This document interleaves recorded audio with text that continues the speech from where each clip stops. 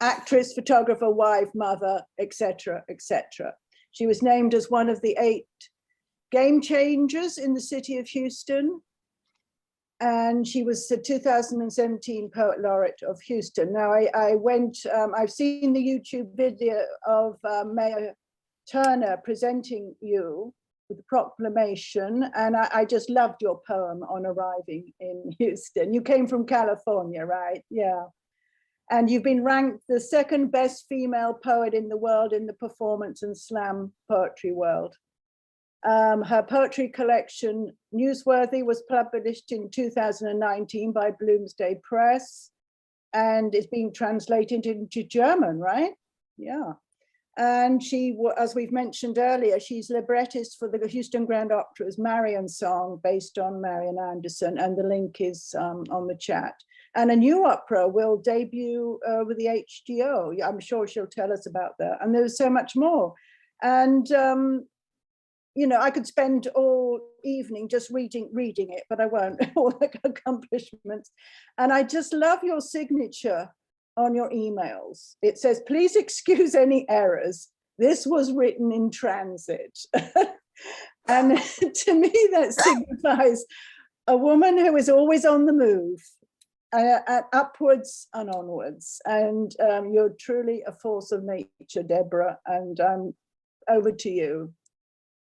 Well, thank you for that. I'll take force of nature. I would love to consider myself that. I think more than anything, I'm crazy and I work too hard. And I have this ticking time clock in my head that I think that I somehow need to manage in some way that I don't know how to do. And so I just spiral into all kind of creative endeavors, which has worked for me. So I'm enjoying it. Thank you all for having me. This is actually something we were talking about doing prior to the pandemic, and unfortunately had to delay because of the world exploding, right? And so it's just good to be able to be around like-minded creative people, and especially creative women. And I'm just really happy to be here. I think someone is still unmuted. I'm getting some weird sounds, but maybe that's just me. I see a couple of people who might not be muted. So I'm here to talk about myself in a way that hopefully is not vain. I am a poet by nature, but I dabble in a lot of things, including acting and singing and those things. But even across the span of writing, I dabble in a lot. So I've written essays for Glamour magazine and for Texas Monthly. I do book reviews as well as movie reviews. I actually just turned in a movie review for Lionsgate and a few other things, in addition to writing books, which Newsworthy is my most recent collection that has come into the world. Its German counterpart, Berichtenwärts, which I never say right, so I hope that was right. If you speak German, don't judge me. And it will actually be released in July. So we're doing a huge reading with the University of Münster next month, and I'll give you all some information if you'd like to tune in. It's virtual, and so you're more than welcome to jump in. It is a bilingual publication, and so it won't be just like you listening to people speak in German. Though that will happen at some point in time. It is in both languages. So I guess I'll start off by reading you a couple poems, and then we can get into talking about process a little bit and kind of how I go about constructing things. And then we'll open it up to like maybe future projects and things that I have going on, and any questions that you all have, because I'm much more interested in your questions than I am in listening to my own voice. So here we go. From Newsworthy, I'm going to just do tops and tails. So one of the first pieces in the book and the last piece. I wrote Newsworthy in 2014 and shopped it for 4 years and got no responses because literary arts take forever. And then was getting ready to go to Germany as a kind of like a diplomat in my Poet Laureate duties, I guess I'll say. And was talking on a podcast with these really great local people, Bloomsday Literary, who were like, why don't you have a book? You should have a book. And I was like, well, I do have a book, just nobody wants to publish it. And then they were like, well, let's work on making that thing happen. So I passed it to them, and Newsworthy is what came of it, which is this kind of introspection, looking at the Black body, police, and the media, and how all those things shift and ebb and flow, and how power dynamics shift, which is something that I'm sure all of us are much more aware of now after last summer's events than we have ever been before. Enough talking. Poems. First time around the block. 1, 2, 3, 4, 5. Feet syncopate hopscotch under ripe street lights. Sun crawls down the backside of the mountain. We sand our hands in 4 squares on rubber balls. We bounce little Sally Walker and a cool drink of Kool-Aid powdered in sugared Ziploc to all parts of our mouths stained, cherry, rebel, defiant. 6, 7, 8, 9, 10. Streets so alive in LA. Don't nobody want the night to come, just want the day forever. Run like highway. Turn ourselves invisible when mama calls. Don't take that ball, angry the day done left you, boy. The street light not hot yet. Ignore the glow for the sting of pop rocks in our cheek and big league tiring our chew. 10, 9, 8, 7, 6 this time. When mama calls, seems more ambulance in her throat, more flashing light in her eyes. More than just halogen flickering bulb on concrete, she says our names like they are blood moons in a clear sky that no one wants to see. Like a routine turned into red mouth outcry, a frenzy of our shadowy feet cockroaching from the asphalt towards our mother's arms unaware. 5, 4, 3, 2, run. The unknowing left that night. We watched their feet turn Rodney's soccer ball. Police no longer a place to run when lost. Police run longer or be a lost place. Colored lips gushing a bloody drink, more thirsty from the darkness than the sun, and we, a chalk outlines number needing to be stomped.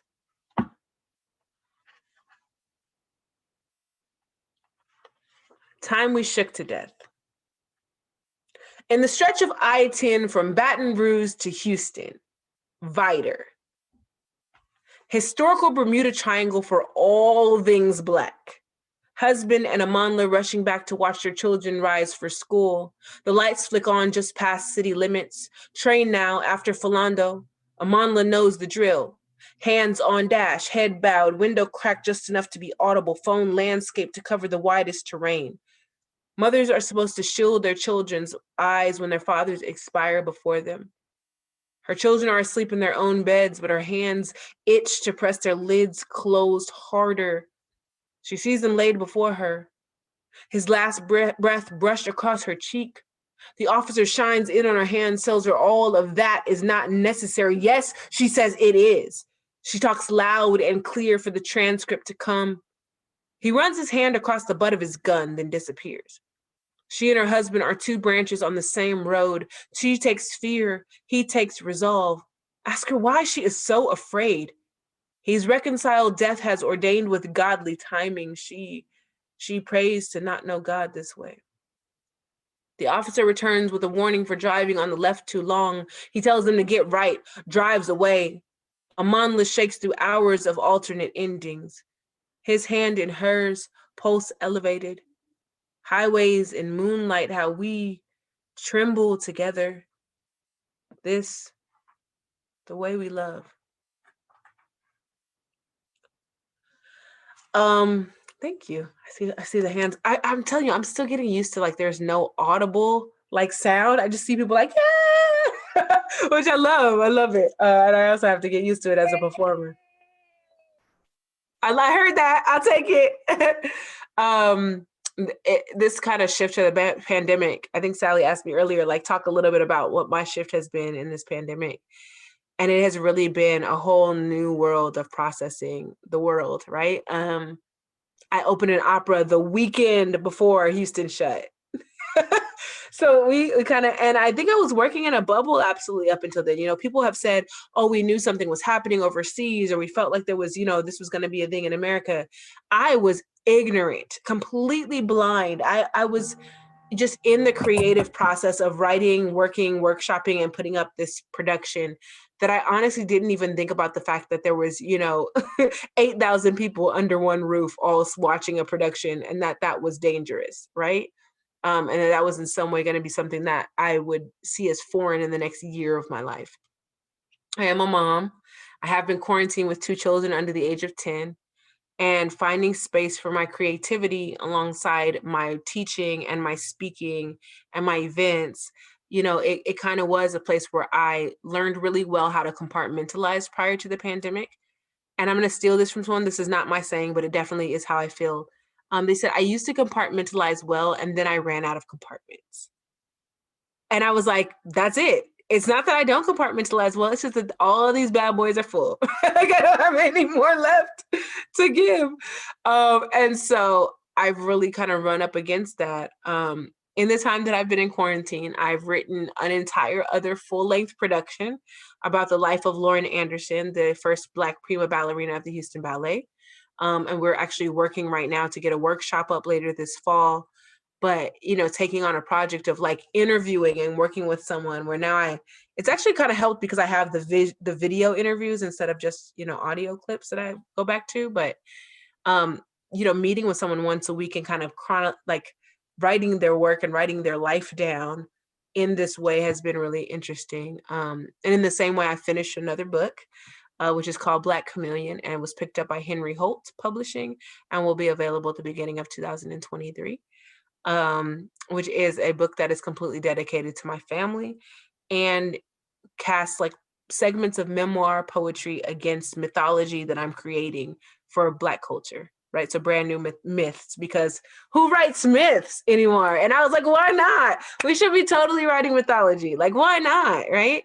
So those have been like the two big projects that I have. In addition, I've also wrote another stage play. It's a 25-minute one-act play that is going up at Jones Hall in the fall, entitled The World's Intermission, that specifically speaks to kind of the Black experience during quarantine, and prior to starting this meeting, we were kind of talking about like how I've talked to my children surrounding the idea of being in quarantine and processing what's happening in the world.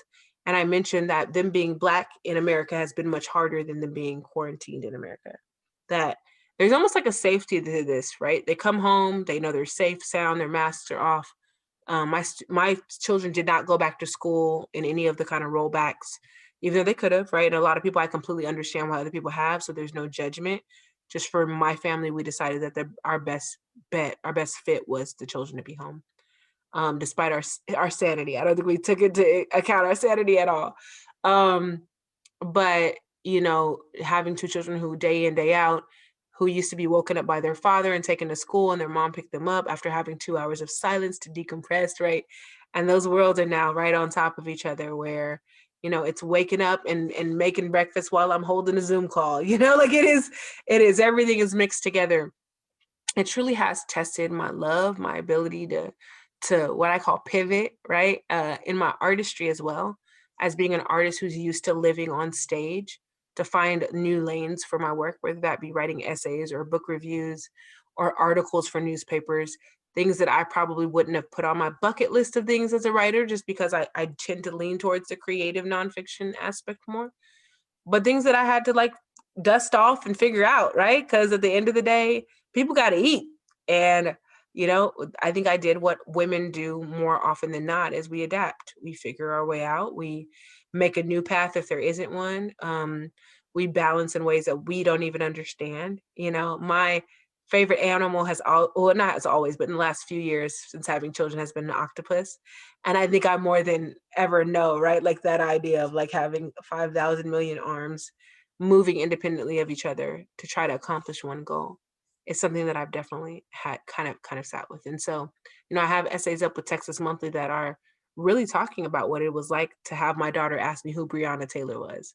And me to have to sit down with my 7-year-old and explain to her that this woman, while she was sleeping, was killed by the police, for a reason that was just hanging out with the wrong people, and my daughter really struggled with that and had nightmares and night terrors about it, and still does sometimes, right? She still sees what's happening, and there is this innocence that I can never give back to her.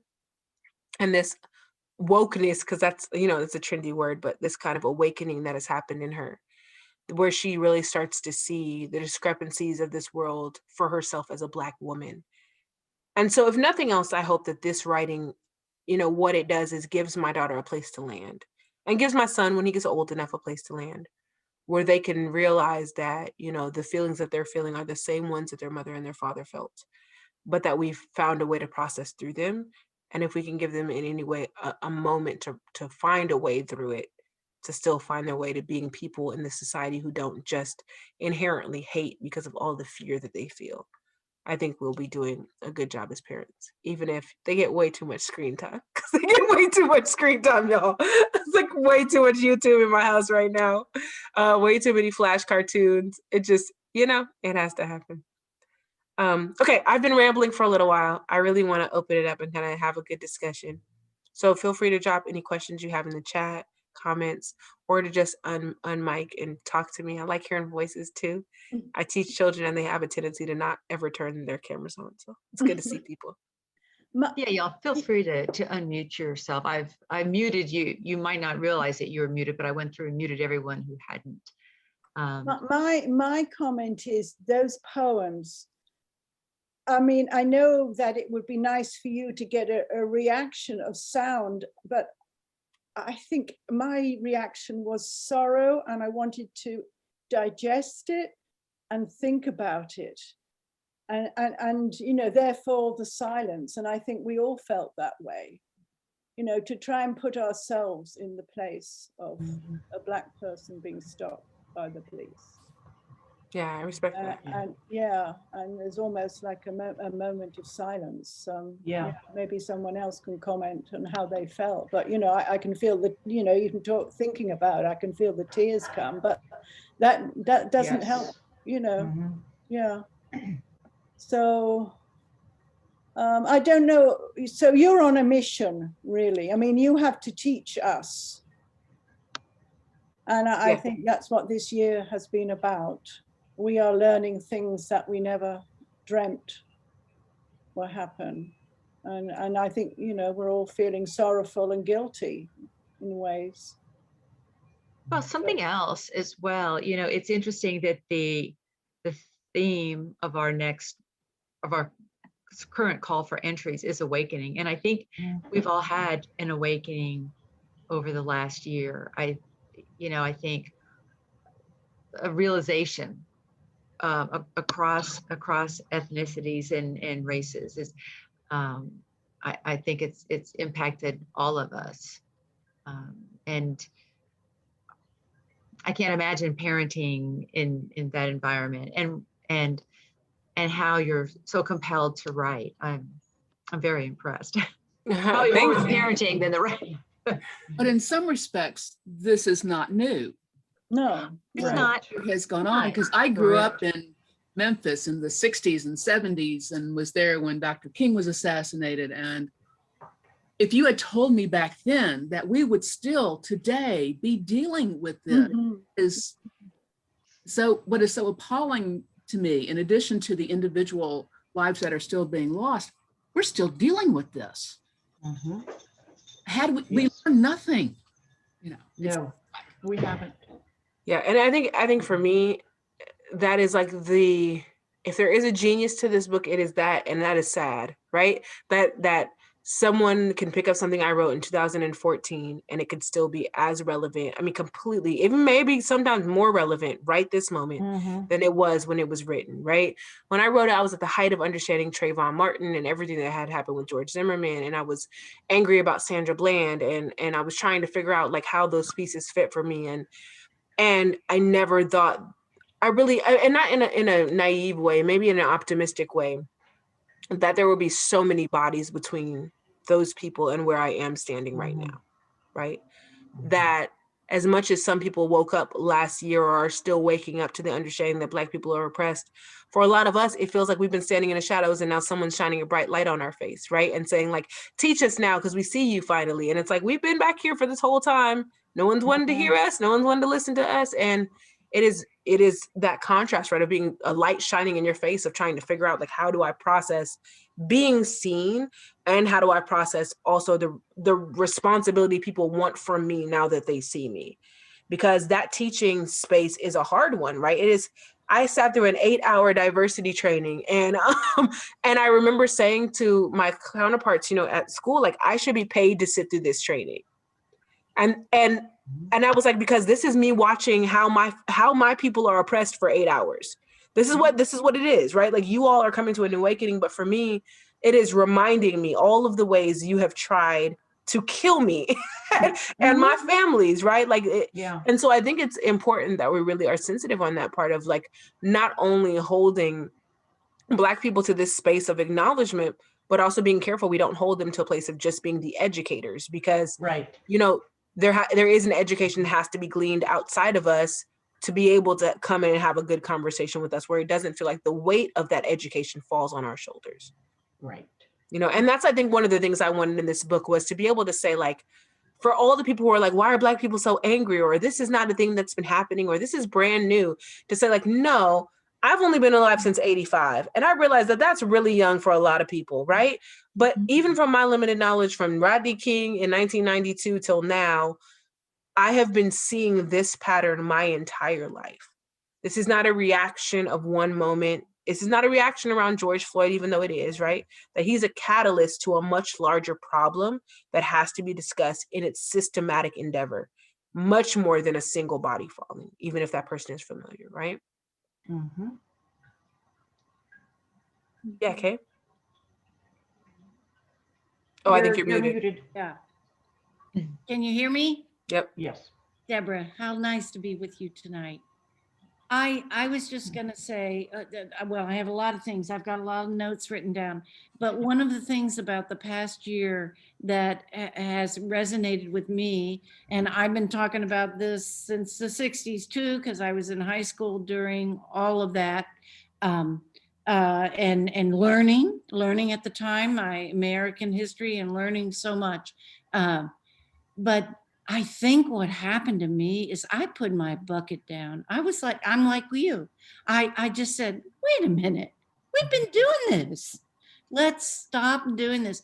I have become kind of an impolite person. I have become a stronger woman, voicing my opinions, even around long-term friends and family members. I welcome this. I think it shook me up, and I'm glad it shook me up. I thought I was a lady, you know, I give to causes here, I give to causes there, I go to this lecture, I do this. And I thought, no, I have to be speaking up more. I have to be, and the whole era that we've just gone through, and the politics, but with all the racial dimensions to it, I realized, no, Kay, you've been too polite. Stop being polite. Start being powerful. Mhm. Start being the voice of the smart 70-year-old woman you are. And my family recognizes this, but it was high time I let all my friends and some of my neighborhood friends and some of my colleagues to recognize this too. I Yeah. love that. It's been a true Mhm. shift for me. Yeah. That's great. That wasn't a question, but a comment. Sorry. No, I take it. You know, I think one of the biggest things that my next book pushes against is feminism, right? Like in its very racist underpinnings. You know, like we want to say that we're all feminists, and that sentiment is great on paper, that we all want equality for women, but within our ranks, Black women haven't been given the equality within ourselves, right? So there has to be this like womanistic understanding of culture and race as playing a big part in how feminism is approached. And so like to see you say, you know, as a woman, I'm learning that I have to acknowledge those things and I have to be more proactive. I think that's a place where I would like to see all women become. I think we have much more power than we give ourselves credit for, but we have not figured out how to unify to where all voices are heard equally. And we need to get to that place if we're really going to be able to make the kind of change that we want to see. And I have a little bit to add. I'm in a monthly book group and have been in it for 30 some years. And some women have been in it even longer. I'm a newbie. Anyway, we did a book in honor of the amendment for women's suffrage. And in reading that historical nonfiction book, we learned how the suffrage movement separated the causes and the Black women, and also the heroines and the heroes of that.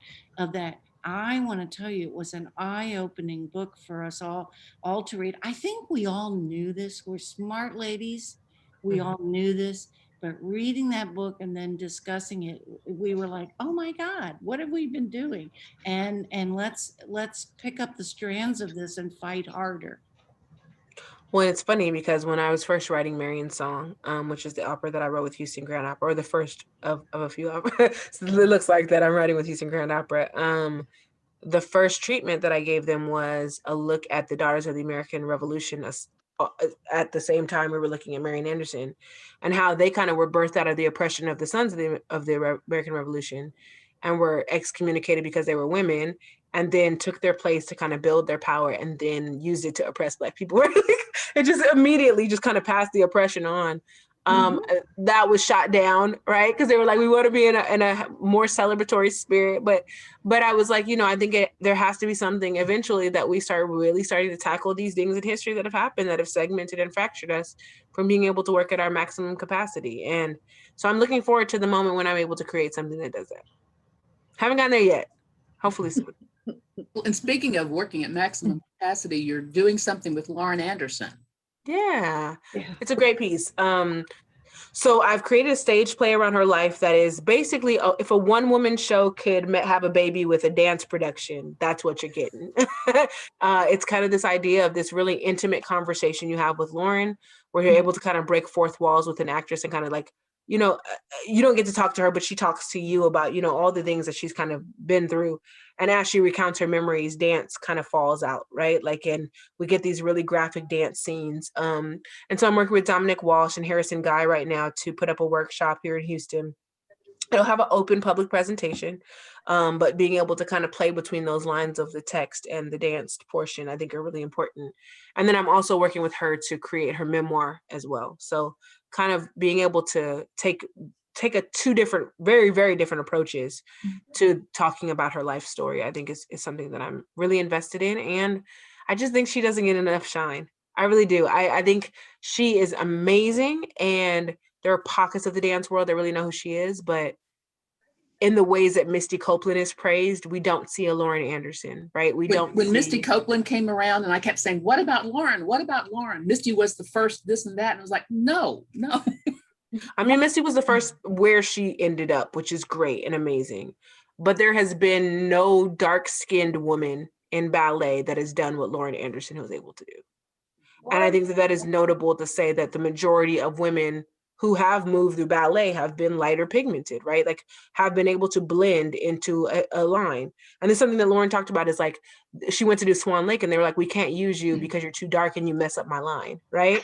And she's like, wait, but if you put me in the middle, I won't mess it up. And I was like, correct, right? Sis, like put you in the middle and everything works out, and she had people who were advocating on her behalf to put her in the middle. But there had to be those people that were willing to really stick up and fight for her to stand in the middle of that line, right?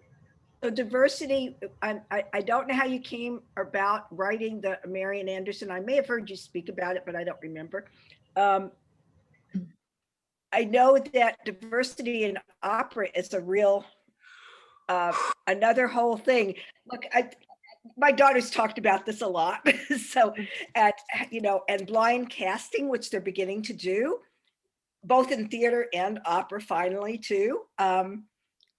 Both the dance profession and the opera, these are professions that also take a lot of money to train.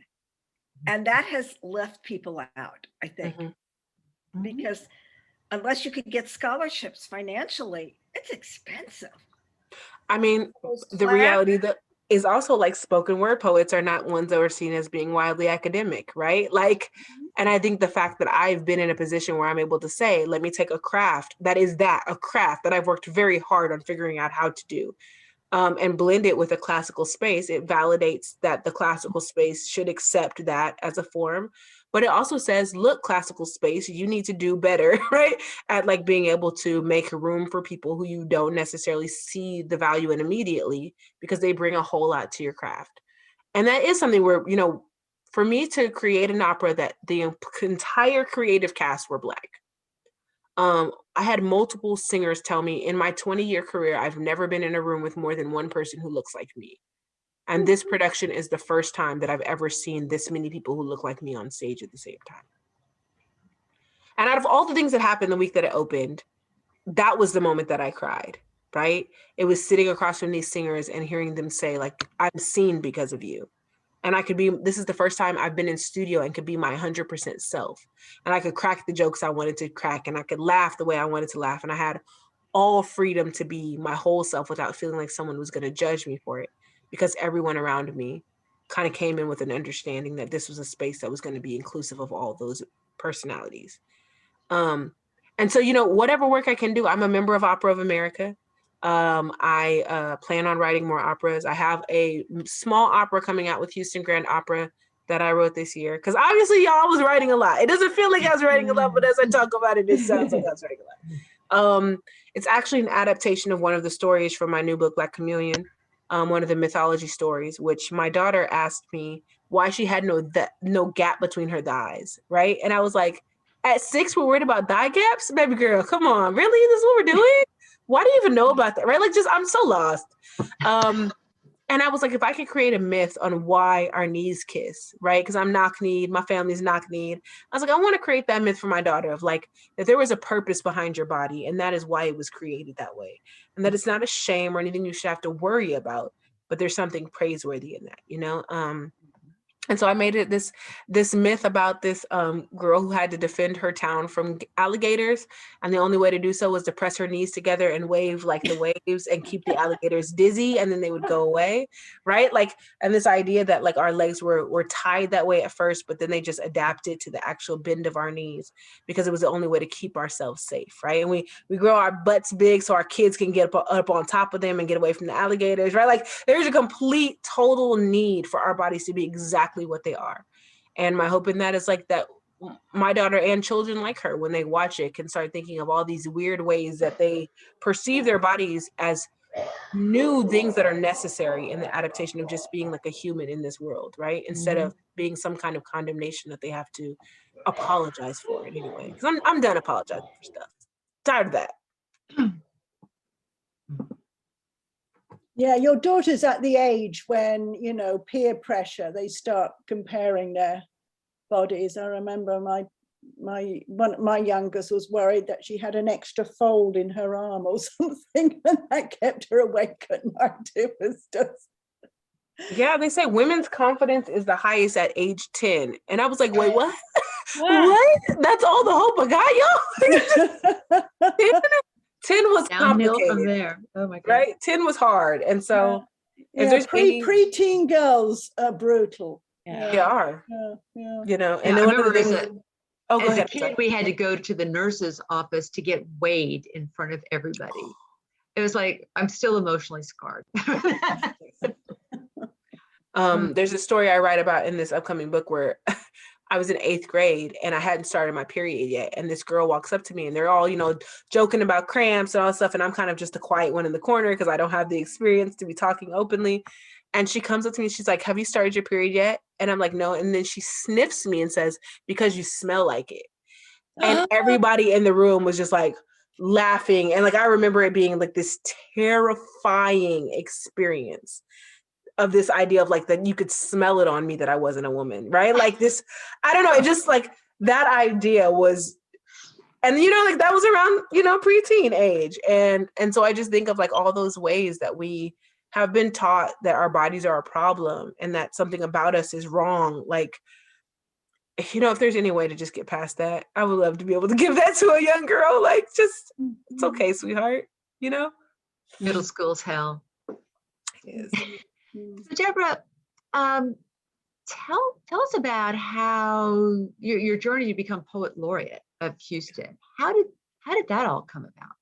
Yeah, I mean, the Poet Laureate position was created maybe 4 years before I got the position by Marinese Parker.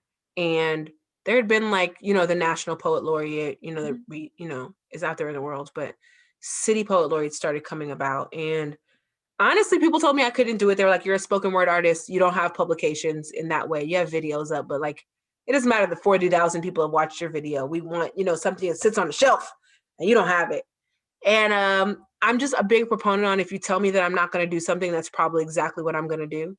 And at some point in time, it's not even going to be because I want to do it anymore, but it's going to be because you told me I couldn't do it. And I did really want to be Poet Laureate, though. I wanted to be able to hold that capacity. And so I was just doing a lot of community work and a lot of writing. And you know, a few years ago, I started really like pushing into publishing and started trying to figure out how do I take what I do on stage and make a version that lives on the page in the same capacity.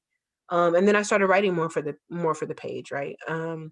And just in doing performances and things, I started getting some publications, and I applied to be poet laureate. I didn't get it.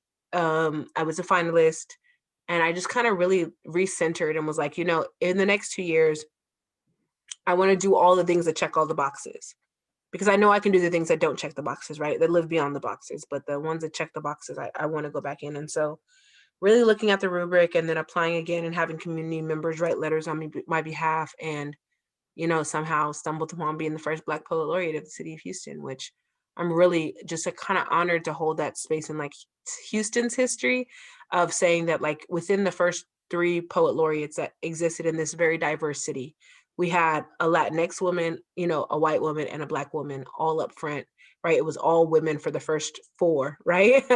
And now we have a man, you know, Bean is great. He's amazing. He's great. But kind of setting that precedent that this is going to be a city that prioritizes those voices, I think was really important and really smart on behalf of our local government. Yeah. Thank you. Kay, I saw your hand. What's up? Oh, yeah. Okay. And then I will stop talking. Sorry. I always like to jump in.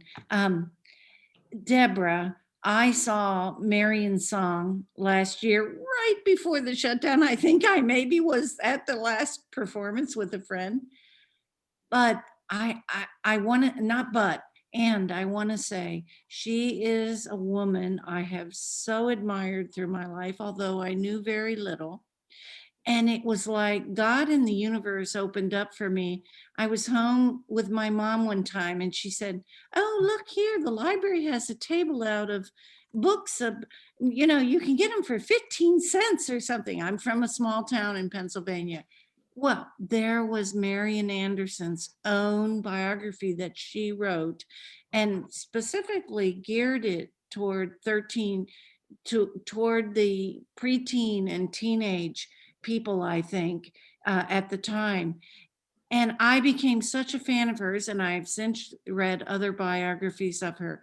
But tell me what struck you the most.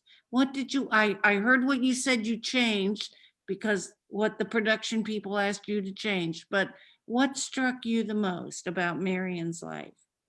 I think for me, it was how many times she got back up. You know, everybody sees it as this big moment at the Lincoln Memorial and how that all went down, which is an amazing story. But also one of the scenes that for me was probably more telling was her being made to pay for her orchestration because the promoter didn't promote her show right? And like promoted her at this town hall in New York, and everyone was supposed to be there and it was supposed to be the next big thing. And it ended with her having to pay out of her pocket for all of her musicians. And she was devastated and quit, right? Like it utterly quit. She was like, I'm done. I'm going home. I'm going to hang out. And it wasn't until her mom got sick and really put pressure on her to kind of like go back to working and go back to touring and all those things. She was done with opera. We were all over that, right? And so I guess that cusp of like feeling like it's all over, it kind of comes right before everything really becomes everything, right?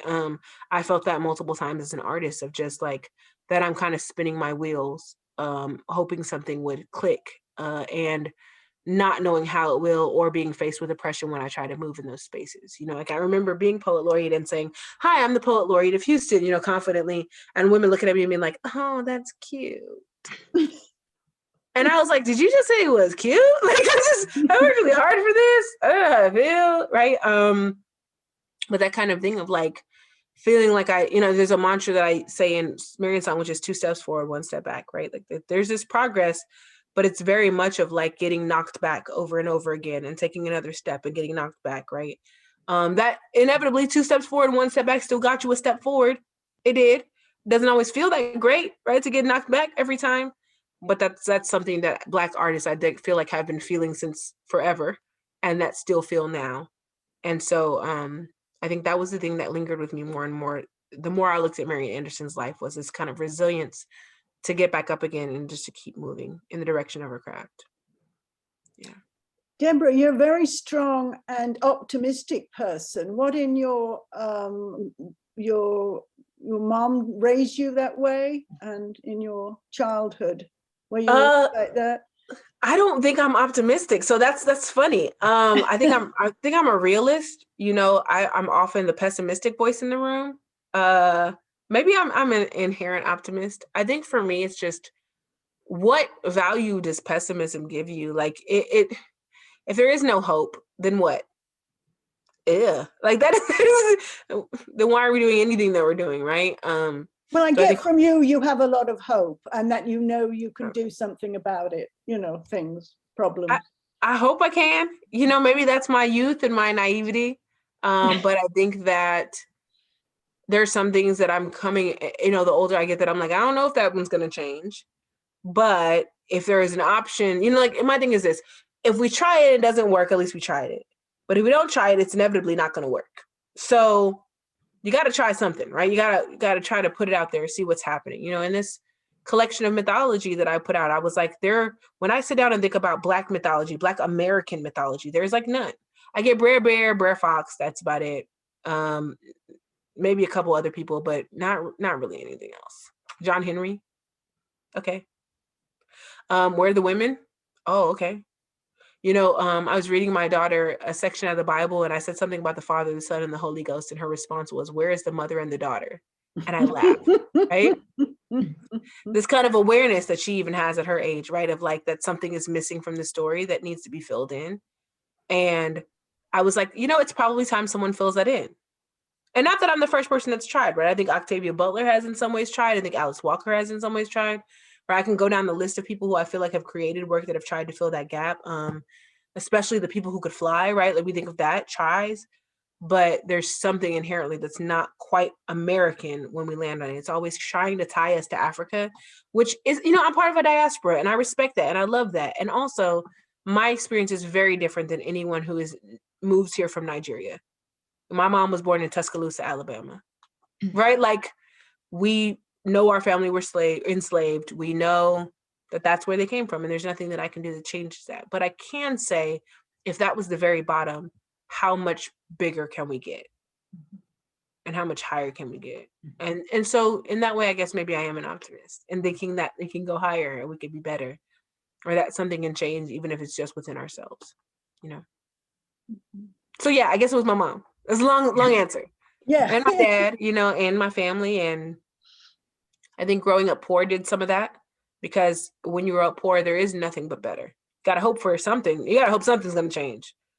Because if it's just going to be sleeping in a house with no heat, that's not going to be a life, right? Mm-hmm. So, you know, there is something in me that's always said, like, just keep pushing forward and you'll get there. Yeah. Okay, change your subject. You're newsworthy.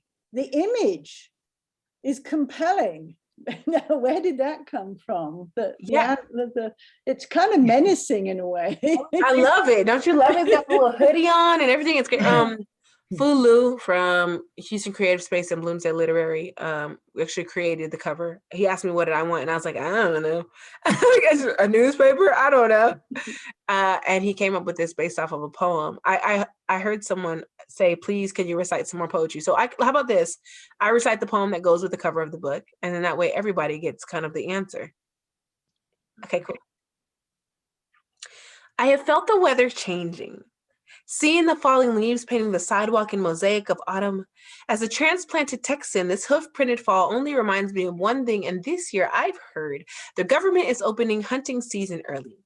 Now, every good hunter knows you need two things to be successful: a good dog and a good gun. Got to have something to sniff and some way to shoot. It's important to get as close to your target as humanly possible. Make sure they can't see you clearly. This can be tricky. Hunting through the thicket and the cloak of night offer easy solutions. Now, there's no use in standing on top of an open hill, watching surrounding pastures and bushy banks if they're out of range. No, a better location is just inside the woods. So that if a buck approaches, you can move back and stalk through cover. Now, this could take years to perfect. I spotted one once. Dark fur, oversized antlers. So the ones whose pelt sags just below their waist have the most tender innards. This one looked injured. Dip when he walked, hand holding his privates like somebody already took a shot at him. Looked under 35. That's good. Get him too old, they might have learned how to run. Might have learned how to keep quiet and invisible. Now, they say the most popular attraction is corn, but I've learned Flashy jewelry, loud music do the trick. When a guaranteed kill, you can use some paper money. You can also purchase a call. One sounds like a mother's voice screaming out to Jesus. The other, the ringing of Sean's wedding bells. The last one sounds like a sweet young girl whispering, I love you. Anything that sounds familiar or offers false hope. Once you got them in your crosshairs, aim right under the hoodie, stand your ground, shoot and kill, invite a friend, tell him, we don't shoot to eat, we hunt for the fun of the sport. Let's see how many rounds we can put in him for his knees to buckle, for his family to come looking for him, you know. The younger it is we catch him, the more likely it is we'll make the news. Picture us standing next to his 145-pound trophied body like the catch of a lifetime. We could be legends like Irwin v. Crocodile or Fudd v. Duck or Police v. Every Black Body. It's human nature that the more dominant species assert themselves over the ones who pose the greatest threat. That's how we define a hero here in this thicket and this brush. They can try to camouflage themselves, but nothing that young, that Black, that male will ever fit in. I followed one once for 19 blocks. Let my canine sniff out his blackberry scent. Didn't have a shotgun, so I just shot till my gun was empty. I wore his skin like a Halloween costume. They said the darker the hide, the sweeter the blood. And this year I've learned the government is waiving fees for permits. All you need is a rifle, a motive, a good hiding place. Try an alley next to a low-performing high school. Don't have one. Use your own front yard. Plant a hedge. Stand in plain sight. Remember, if they come near you, it's only defending yourself. This is the circle of life. Somebody gotta be predator and something or someone always gotta pray.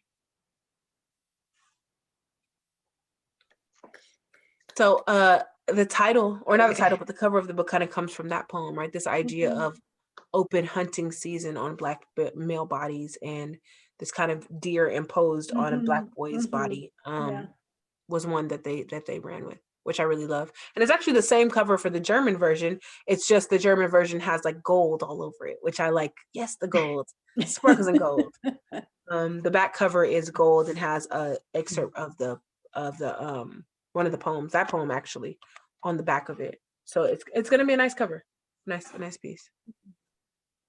Oh, I can't wait to read the rest of them. Yes. Yeah. How can we put? Is it in local bookstores? Is it, if we get it online? So I always tell people Brazos because I feel like Brazos is a great store to just support. Blue Willow, I believe, has access to it too. I'm gonna drop in the chat Bloomsday Literary's website, and you can purchase it directly from the publisher. That always is great because it helps keep publishers alive, especially local ones. And so you can just click on my name and you can get the book there. All I ask is that you do me the favor of not buying it from Amazon. Okay. Just because, you know, Amazon doesn't really need that money, and a lot of our local bookstores really do need that money right now to stay afloat. And so I try to, you know, I'm sorry, I said that to someone specifically. I try to make sure that, you know, I'm saying to support those places any chance that I get. Put the link for Marian Anderson also, because it's not there. Yep, I can do that. I will say also, top. Yeah. It's at the very top of the chat. At the very top. it's No, fine. not. I can. Only It's on- for people who came on later. It's not going to show up for you. Yeah, that's right. If signed in after they put it, it's not there. So Yeah, so it's fine. I don't mind resharing. Someone asked in the chat why I went to Germany. It was actually, if anyone knows Imprint Houston, which you probably know Imprint. Yes. Rich Levy is a friend of mine, and they were doing a sister city celebration between the city of Leipzig and the city of Houston, and asked Rich, like, who should we send? And Rich was like, here's a laundry list of people. And my name happened to be on that list. And by God's grace, I was the one chosen. I ended up flying and spending 9 days in Germany or something like around that time frame. It was a really long trip and it was a really long flight. And it's my first time being out of the country that was not like North America. You know, I've been to Canada, I've been to Mexico, but I had never done it overseas. So my husband and I took the very long trip to Germany and read poems and did a translation workshop in Leipzig. And then we decided to take a train to Berlin, a bullet train, and walk 26 miles around Berlin in a day because we're dummies and we didn't like our legs. We walked from the train station to Checkpoint Charlie. So if anyone knows where, like, pretty much across. Yeah, I don't know why we did that, y'all. But it was great. You know, we bought our friends vodka and we looked for Hitler's bunker and was like, this is appalling. And it was just like one of those memories that I think I'll never forget. And so it opened the door for this translation to come out of it, which I'm just kind of over the moon that my work can kind of live in multiple countries in that way. Especially my first poetry collection. That's kind of a big thing. Oh, yeah. So Yes. I just wanted to, it's really a comment more than anything, but it keeps sticking with me. A line in your second poem, she prays to not know God this way. That's going to stay with me for a long time. Yeah. Thank you very much. Anytime. Yeah, that's actually one of my Yeah. favorite lines in that whole piece. Yeah, I got tears just even saying it. Yeah, thank you. Anytime. I also put in the chat my website if anyone's interested. I have 2 TED Talks up now. I'm going to have a third one. I just finished a third one, so I'll be putting that up on my website soon. There's videos of me performing, there's articles and press, and also published work as well. So I'm not like closing out, but if you're interested and want to go down the rabbit hole, that is a very deep rabbit hole, feel free to dive on in because I would love to have you there. I think I saw a When hand. do you sleep? What is that? Is that a new thing? I do my best work at between 2 and 5. Oh. It doesn't mean I'm up all the time at that time, but a coworker of mine, Judith Swiddick, she says that back in like old school America, there used to be a thing called the creative hour where you would wake up, you would go to sleep at like 6 and you would wake up at like 2 and you would work on something and then you'd go to sleep at 5 and wake back up at like 8 or something. It's something crazy like that. And that our creativity thrives the most in the hours that we're sleeping now, like in our normal society. And for this next book, I kind of leaned into that, and I was getting up every morning at like 3 a.m. and writing till my kids woke up, which is a bad idea because then they're awake and you can't do anything about it. But you know, I think that I do a lot of work at those hours, and my kids are really good. You know, when I close my door in my office, they know that it's mom's writing time. They're aware of the fact that I'm a writer. They hear some of the work that I'm working on. I have a bookshelf full of my publications that my kids can come in and peruse whenever they want to. So they're used to seeing their mom's name on a book and in print. And I think that doing that for them really like lets them know that, yeah, it's a job. It is not just this cool thing that mom does, but like she has to go to work and working is writing. And my husband will often say like, I got to go write. He's like, writing pays the bills. Yeah, you do. You know, like go on and write. You need to go do that because we got these bills. And I'm gonna need you to write something. So I think just the more routine that becomes for my family, the easier it is for me to kind of fit it in ways that normally don't. I also only watch TV for like an hour a day, maybe 2. So like a lot of the time that we spend kind of recreationally, I'm really piss poor at relaxing. I'm piss poor at vacations. These are not things I'm proud of. These are things that are real, right? So yeah, those things are real. I saw a hand from Lillian. Did you have something you wanted to say? Well, I have a lot to say. I think you're brilliant, and thank you for sharing with us. I'm sort of a rebel in a lot of ways. Both of my parents were very bigoted people. I grew up in Tulsa, Oklahoma, and graduated in '55 from high school. Never, ever. We had 2 newspapers, read 2 newspapers a day. Never, ever heard of the tragedy in Tulsa. I don't even know where. I can't physically. I'm telling you, they never said this is the such and such anniversary. It was never mentioned. Somehow I told my children they didn't have any choice in how their soul was put into a body. I don't know how that happens, but they didn't have any choice.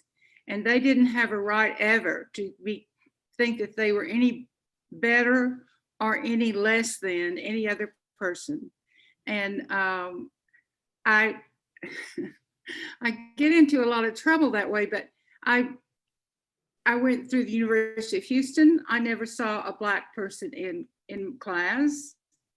I was very active in the Methodist Church. At least through that, we had United Methodist Women where I met some fantastic Black women, but it was very difficult to form friendships because of physical, geographic separation. And so I really try to I mean, my heart's torn apart with the Methodist Church, and I participated in 4 Pride parades, and they were thrilling. And my oldest son said, "Well, how'd you enjoy the parade?" And I said, "Well, what do you mean?" And, "Well, how'd you like it?" And I said, "Larry, I was in it." You know, and he couldn't fathom that. He didn't. So anyway, and now I'm trying real hard to understand trans children. You know, I really, but the more you read about it, they know those children come in with a knowledge of who they are, regardless of what they are physically. That's very hard to fathom, but the more you educate, somebody mentioned ignorance, that it's okay to be ignorant. That just means you don't know the facts. But the more you examine things, you get a better feeling of, you know, they're not making that up. What 3-year-old little boy is going to say, you know, when am I going to lose my penis? Or what 3-year-old little girl is going to say, when do I get my penis? You know, I mean, they don't know things like that, but they know who they are, and what a terrible, difficult time that would be to be raised that way. And I just feel so strongly for children. We mentioned earlier about, you know, we had bomb drills. We got under the desk and put so that was really going to help us in the Second World War, but it was what we knew at the time. And I just, when I saw that little boy down on the border, it was midnight, he was 9 years old, he'd been abandoned, a 9-year-old little boy, he was lost, and the look in his eyes. And then I'm thinking about the little kids in Palestine and in Israel. It's, you know, what in God's name, how can children are, I guess they've always gone through a lot, but it's just what children are experiencing is so difficult, and it just it breaks my heart. And I thought, well, if I could just, you know, go help that little boy. And I'm saying, well, you've got kids in Houston, you could go help. But the point was looking at his eyes. If you can imagine, you're 9 years old, you're in the dark, people have gone off and left you, you're in the desert, you're being pulled out of a wreckage, bombing in Israel or in Palestine. It doesn't matter which location it is. These are kids. Yep. It just breaks my heart. I think it's very difficult to try to talk to somebody about that. And I almost wish it was required that everybody read Michelle Obama's book. I've read it twice. I'll probably read it at least 2 more times. The things that she went through as the first and only whatever, and the nasty things they said about her and about Obama. I mean, but just take her. She was always the first and the only whatever. And she was denied something at one university because there'd never been another Black person that received a doctorate or a master's or something there. But the perseverance and the pain that she went through, I just find it hard that we can't, well, like the Beatles, can't we all just get along? But it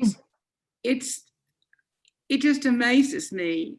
And I can't wait. I think it's already out, the thing about Tulsa. That just blows my mind. But the thing is, there weren't, geographically, I was not around Black people. I mean, I'm sure I'd like some and not like some. There's some white people I like, and some. Did you say some WiVLA people you don't like? It almost sounded like that's what you said. I will say that, you know, I think that that's for all of us. You know, I'm just recently learning about like the Devil's Punch Bowl and the concentration camp that Black people were in. Like, that's a new thing of mine where I'm like, wait, what? Wait, what happened? And the Japanese people were in, you know, you don't hear much about that. The things that we did just because they were Japanese, they were in these terrible camps. Well, see, and I feel like I heard more about that because I grew up in LA, And because Chinese migration happened so much on the coast, that I knew about Angel Island, I knew about Alcatraz, you know what I mean? Like those places were a little bit more familiar to me, but moving here to the South, I knew that there was like, you know, many sites of atrocity. That's, you know, but to know that there was like free Black people who were denied their freedom by the tens thousands, by being locked into a cavern, right? And like by cement walls and just kept there until they died. I didn't know about that. And so, you know, those things are always popping up. I think we're never going to know everything because that's how history works, right? History is written by the winners. But I think the good thing that we have is like as artists, as we come into the knowledge of these things, being able to create work that brings not only more awareness, but also like kind of marks time in those ways, right? That says this is a thing that happened and there's artwork to prove that it happened. So once we're long gone, people are going to look back at that artwork and be reminded of the thing that happened even before us, you know? And so I hope that that's the work that I play as an artist and that we all start to play with, is knowing that our artistry does something beyond just is our creative expression, but it really does mark time and it really does keep history. And we are historians in those ways. And I think if we lean into that, you know, there's a real responsibility on our part as artists to make that something more special than it is. Well, and you don't want it to be political, but it is. As an example, our governor does not want us to teach about history in a negative way. Right. We can't teach about racism, which I'm like, huh? Also, I'm probably gonna get fired because I'm gonna do it anyways. And also, I think that, you know, Texas is just a funny place. Like it just, I've never lived somewhere where I had to learn 2 whole years about a state's history. Yeah. That's just, it's, you know, it's just an adjustment for me. I knew some things coming into it. You know, having a mom that grew up in the civil rights movement in Alabama, you know, like there was, the South lived in my house, even if it didn't live in, you know, if I didn't live in the South. And so, you know, there's some familiarity with some things there, but the more you dig into it, the more horrifying it becomes. Yeah. Yeah, absolutely. Well, this has been a great evening. Thank you, Deborah, so much for hanging with us for 13 months. Really, really appreciate it.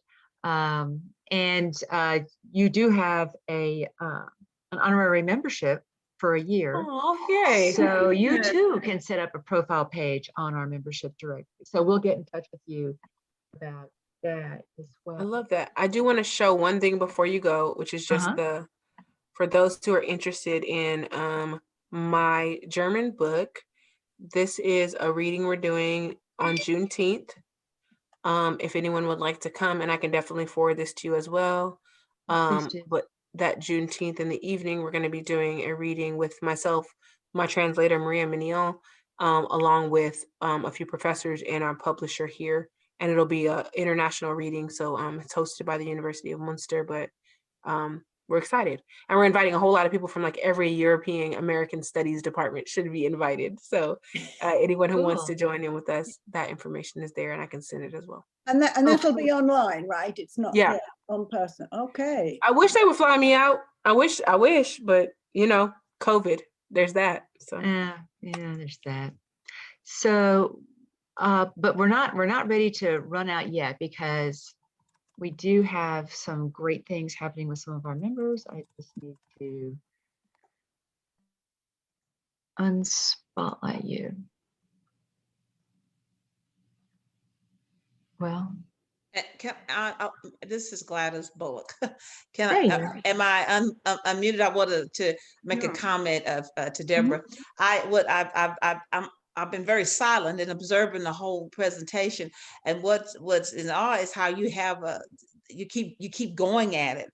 I think and I know during the pandemic I started writing a poem and I couldn't finish it because I had to come to the realization that I had been hit, and I had been hit emotionally. But the COVID-19 did for me, and then of course this is the program. It's not about me. It's about what it did with the awakening, which is the thing. Is that I realized COVID made me more awake of how dead I really was. How dead I really was, and so it's amazing that you have continued and are continuing to write and put your work out there. So I want to applaud you for that, because it's so easy to just fade away. And because I'm of a particular age, I have 3 children, and I thought I did all the right things.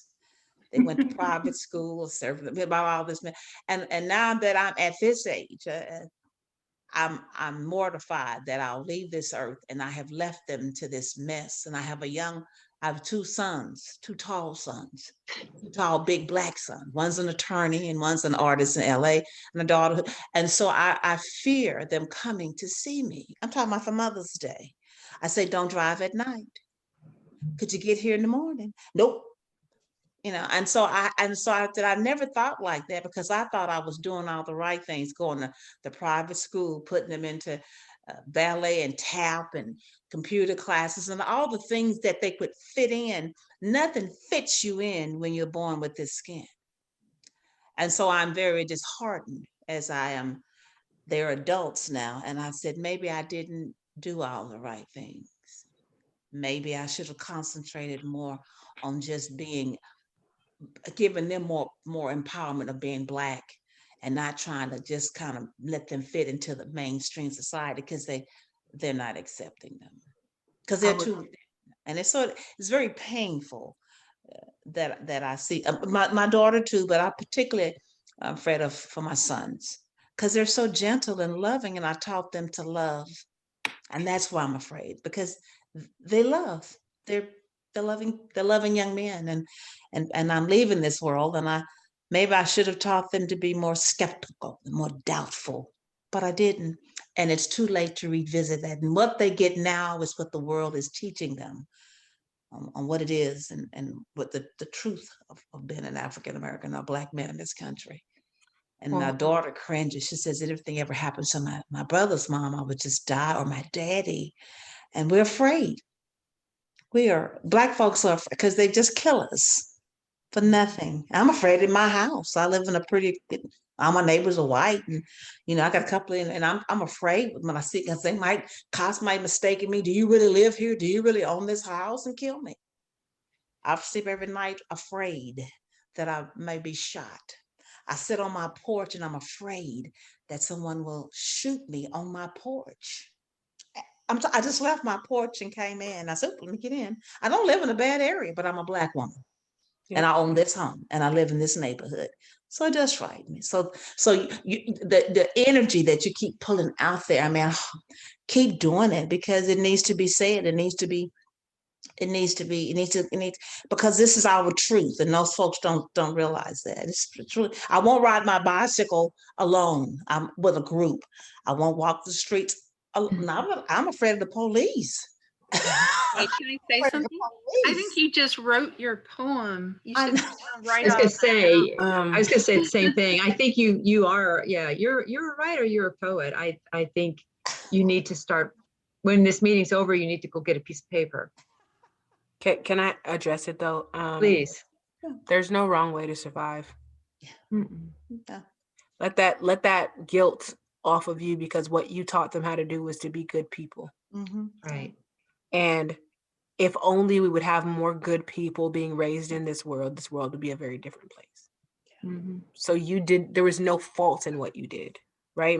Maybe, as a mom, I think we always look back and are like, I wish we could have done this differently or this, but at the end of the day, you raised 3 children who value the value of other people, who operate in kindness and love, right? Like, and that should never be something that you hold as guilt in your body or in yourself, right? I often tell people that, like, joy doesn't have to borrow from sorrow, that you don't have to be only existing in one plane of emotion, right? That we are allowed to hold multiple emotions at the same time. And so you can be scared and you can still enjoy your porch, right? Like, you can, I think that both of those things are valid, and claiming one doesn't invalidate the other. And so feel confident in being able to live in 2 realities. I think that's what Black people do, and that's what we have always done, and that's what we will always do. Yeah. So I'm done. Thank you. Well said. Thanks, Gladys. Is Joe Zeider still on the call? There you are.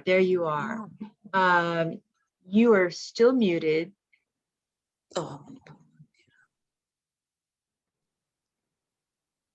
Hey, what? Still? There you go. Joe, you've got some exciting stuff exciting news to share with us.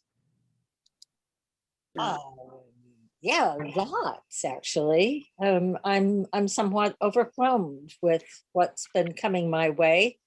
I have a one-person show at the University of Houston Clear Lake Art Gallery, which opens Thursday afternoon.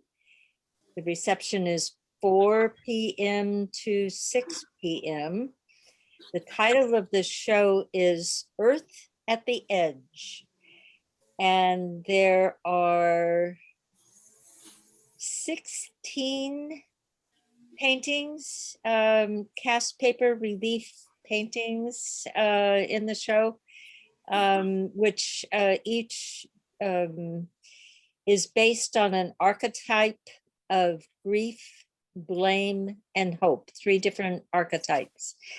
And the over paintings have to do with ecological issues, climate change, fire, air pollution, water pollution. Anyway, it's hard to explain. They are a little complicated, but anyway, hope everybody, the show will go through June 25th. The gallery is closed on the weekend.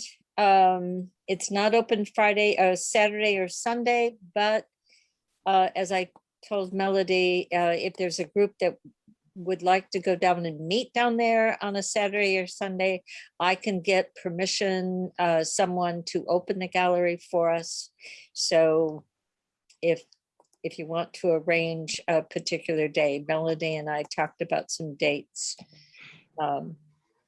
Yeah, definitely. I think there's some interest in getting a group together. Joe had a great idea of us meeting in the morning, and not necessarily on a Saturday. We're still talking about dates, but meeting at the gallery and then going to lunch. Remember when we used to do lunch? Yeah. I know. I mean, with other people, not just by yourself in a room. There are lots of really nice restaurants all along Bay Area Boulevard. And I've driven down there several times, of course, delivering work and going down and getting things ready. If you are driving somewhere between 10:30 to 11 in the morning, the drive down is very fast on 45. And then coming back, if you come back by 2:30 in the afternoon, it's pretty good too. So sounds like lunch and a show. Yeah. And then the other things that have come my way, I have one of my works in the big show. I have a piece at the Art Car Museum, and I will have a piece at the Young Center in their show Visions. So I'm busy. You're just having spectacular success right now. I'm so happy for you. Yeah. And we need to, okay, so we need to share this information. And speaking of shows, we have, I think Donna and Owner are they still here? This is such a weird presentation here. So Donna Perkins and Cheryl Rossetti. I'm here. I'm otherwise here. known as Owner. Okay. Oh. Yeah. Oh, is Donna still here? I think she is, yeah. We have a 2-person show at Archway. It's up right now and it comes down on June 3rd. It is Exploring Paint. And Donna and I, with our diverse styles, grabbed colors and we did our own thing, and with texture, different types of paint. Well, no, I take that back. Donna's acrylic and I did watercolors. And but we just explored paint and we just pushed the limits, and this is what we tried to do. And it's very different. It's almost like the yin and yang, And yeah, I invite everyone. We had a good time doing it. And Donna, where are you? She's here. It's a wonderfully curated show, and Oh, yes. it was so nice to be back at Archway again. It was nice seeing you, Melody. Yeah, it's fun. Let's And see. so Donna's still on mute. I don't know. There she is. Hard to study. Well, I guess He's there's left some. the building. She's she's speechless. Yeah. Okay. Well, you did a great job, Cheryl. Thank you. Thank you. We also have a couple of videos out that one of our guys, John Slaby, put together. And yes. So anyway, I mean, we're on YouTube. Woohoo. I gotta say, I watched your artist talk before I went, and really like being able to do that. There's many aspects of virtual that have surfaced during the last year, and I really, really like being able to listen to the artist talk beforehand. I mean, sure, it's great if you're in person, but being able to see it and watch it and then go and see the show was really great. Thank you. Thank you very much. So does anybody else have any news to share? I do. Can you hear Hey, me? yes, I can hear and see you. Okay, Janet Ruffin. I do have a piece in the Art Car Museum. And I also got a piece in the Lawndale show. Ooh. If I can ever get it down there, it's a large white buffalo woman. It's a large piece that I'm going to have to bring on a dolly. And so today would have been great because it wasn't raining, but I had a leak in my house from that heavy rain. So I was tied up. So if I can ever get the sculpture piece in there, I'm just really excited to be in that show too. Oh, that's fabulous. And congratulations. When does I'm finally working again. When does the show open? Well, the show opens, the big show, it opens. I think it's June the 18th or 19th. Yeah, the Friday the 18th is the ticketed preview party. And then Saturday is the public opening. Okay, I'm glad you told me that because I was thinking $100 ticket was a bit. I think the artists get in free. Yeah, good. Hope so. I would hope they let you in because isn't that what the patrons who pay $100 would like to meet the artists too? Yes. Yes. Yes. I forgot to mention something. I'm sorry to jump in. Please do. The play that I have going up at Jones Hall with the Society for the Performing Arts. The tickets actually went on sale today, and I forgot. So I just put the link. It's a weird, funky looking link in the chat. Like, I don't know why it looks like that, but that takes you to their ticketing page, and you can pre-order tickets as well. Just good. Oh, thanks for sharing that. And when is that for? When are you? It's in the fall. Is that? Yeah, it's November 12th and 13th. Okay. But Deborah, you are now a member now, so you have every right to share member news. Right. Well, thank you. I'll take that. And we have a Facebook page too, so it should post on there. Awesome, I will. Yeah, we'll invite you to it. Yeah. Yes. Yes. It actually won't be till mid-June, so I thought about waiting. So for those of you with grandchildren or children, or just want to have some fun playing around, so the new shows at the Blaffer open. The Jamal Cyrus, is a local teacher artist at he teaches at TSU. That opens June 5th.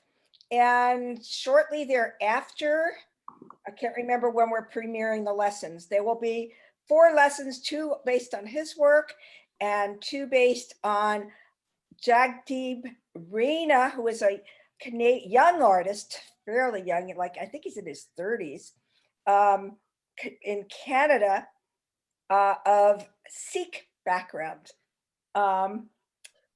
It's really, I haven't seen all the work, but I'm got to go make some samples tonight, but I'll have 4 lessons. First 2 will be the Jamel Cyrus, and all the instructions will be there, all the supply lists and the videos once we make them, and they'll premiere each Friday for 4 weeks. And I hope you all will go, because more people that go, or send your family members there with little guys. They're designed for probably elementary school mostly, unless you have somebody to help a littler one along. So okay.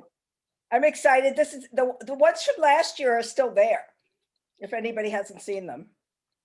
So okay, thanks. I've got just a little bit. It's actually me and my studio mate at Winter Street, Marie Kessmeyer Harvey, who's in the meeting too. We're, a lot of us are at Sawyer Yards, and second Saturday of each month, we have open studios. Well, the 2 of us are celebrating our 2nd anniversary there. And yeah, and so, yay, we'll have a little bit of bubbly, and we're still discussing nibbles and smiles. We'll have a lot of smiles and good art for y'all. We would love to see all your faces. Yes. And bring friends who have empty walls. And we are known as Art on Fire. Well, but then you can walk across the parking lot in either direction and see a couple of other of us. But have those of us who are also working on 2nd Saturday, can we come by Friday evening for that? We'll have some bubbly for you Friday evening. Thank you. Yeah, I think we need to. We need to. Yeah. And I want to share something. I have a piece at the Holocaust Museum at the Withstand Latinx Art in Times of Conflict. And so I have 1 piece in the in-person show, and I have 1 piece in the virtual show. And that runs through October. So that's really, really, really exciting. Yes, it is. It's an honor to be there. Yeah. Yeah. And we'll very soon start working on the 2022 collaboration, even though we're just starting on this year's exhibition. However, the 2020 collaboration keeps living on. So next week, 3 of the collaboration teams will be meeting over at Archway Studios, our friends at Archway Studios, and we'll be recording small sessions that will be used at Compassionate Houston's spring event. So as you probably know or should know, they have been featuring our Compassion exhibition on their website prominently. We have a whole page. So, virtual has its rewards, right? Yeah. Anyway, so I am hoping that they will let me attend this recordings, because I want to see if I can do some behind the scene recordings to share. Yeah. That'd be awesome. Yeah, I asked the question in an email, and she responded with all kinds of information, but not an answer to my question. So I just may have to show up with a camera and a tripod and see what. So wear your WiVLA t-shirt and say, "I belong here." Exactly. Yes. That's what I'll do. That's what I'll do. Yes, it's clean. Okay. Anything else to share? What an evening. That's it. This has been awesome. I've had so much. I've got so much to think about. And I really thank Deborah for sharing her passions with us. Yes. And the good news is it's been recorded, and give me a day or so and I will get it up on our YouTube channel. Good. So you can watch it all again or share it with your friends. All right. Deborah, thank you. And everyone else. It's been just a fabulous, thank you very much. inspiring evening. Anytime. Thank you for having me. Thank you, Deborah. Look forward to seeing you again. Yeah. All right. Thank you, ladies. Have a great week. Have a great evening, and we'll see you next month. Bye. Okay, Bye. bye-bye. Bye. Bye.